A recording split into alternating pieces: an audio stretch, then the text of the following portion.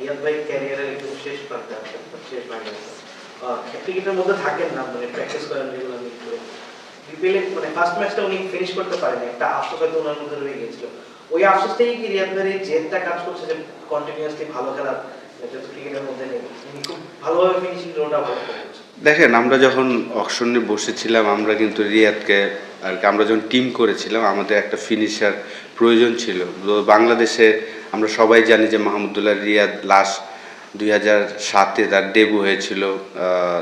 তারপর থেকে রেগুলার সে বাংলাদেশ টিমে কতটা ইম্পর্টেন্ট এই রোলটা সে ফিনিশ করেছেন বাংলাদেশের জন্য। তো আমরা জানতাম যে আমাদের এই পজিশনটা একটা প্লেয়ার দরকার এবং মাহমুদুল্লাহর থেকে বেটার আর কেউ নাই।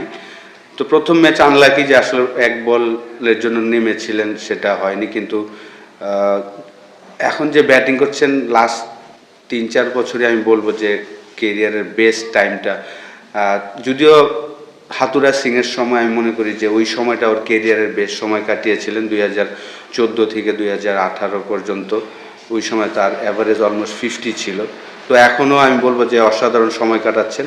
আমরা লাকি যে তাকেও আমরা পেয়েছি, মোস্তাফিজের মতন মাহমুদুল্লাহকে আমরা পাওয়াতে আমরা খুব ভাগ্যবান। সব ধরনের খেলার খবর পেতে সাবস্ক্রাইব করুন। সঙ্গে থাকুন খেলার পাতার।